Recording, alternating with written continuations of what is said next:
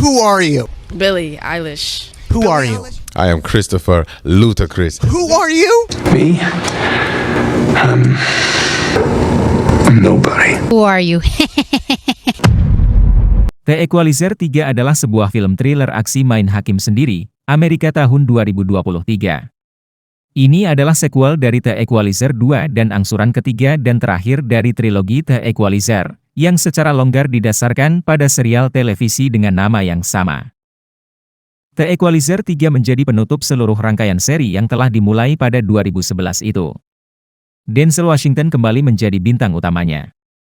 Peran Robert McCall sudah lekat padanya dan dia adalah salah satu karakter one-man army paling sadis yang pernah ada.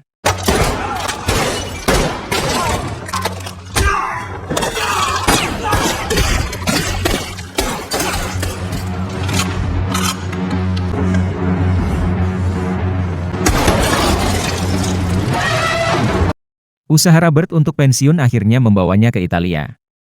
Dia memang belum bisa pensiun dengan tenang.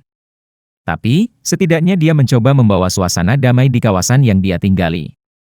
Ancaman mafia dan kejahatan mereka mengintai di setiap sudut kota kecil itu.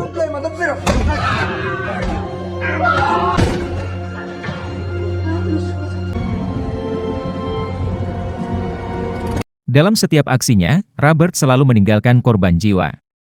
Darah selalu tumpah. Tempat kejadian perkaranya pun selalu brutal dan kejam. Ini memperlihatkan betapa Robert tidak pernah punya beban untuk menghabisi orang-orang jahat ini.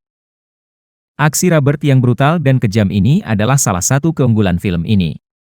Penyuka film action berdarah-darah tanpa alasan yang kuat bakal suka. Robert pun cukup kreatif, dia bisa menggunakan benda apapun di sekitarnya untuk beraksi. Selama melakukan aksinya, Robert tidak pernah memperlihatkan emosi.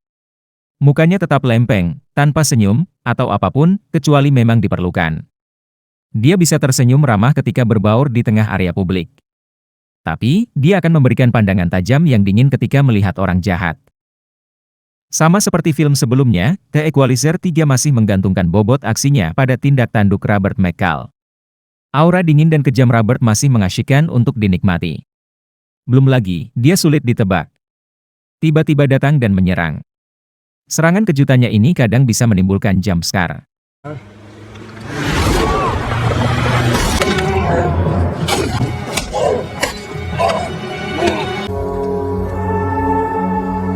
Sayangnya, dalam durasi kurang dari 2 jam, The Equalizer 3 tidak memberikan banyak aksi dar-der-dor atau yang bertubi-tubi.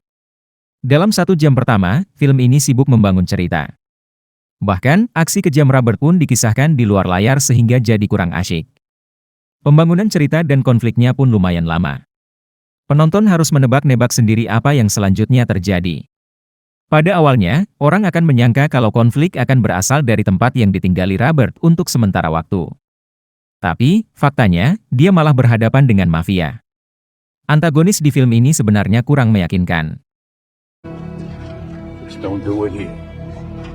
So these people can see and tell other on this cobblestone. Departemen antagonisnya yang kurang kejam, meski berusaha mengintimidasi, membuat film ini jadi kurang seru. Robert tidak punya lawan sebanding dalam melakukan aksi kejamnya.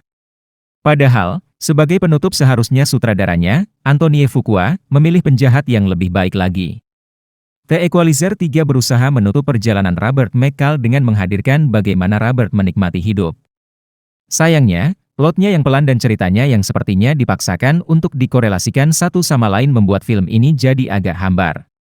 Film ini lebih terasa sebagai film Robert tanpa butuh twist yang aneh-aneh. The Equalizer 3 memberikan konklusi atas perjalanan Robert McCall dengan aksi brutal dan kejam.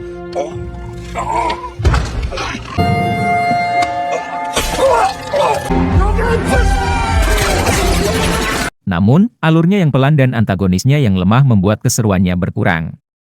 Film ini tetap asyik ditonton buat mereka yang suka menonton aksi yang tak perlu banyak mikir.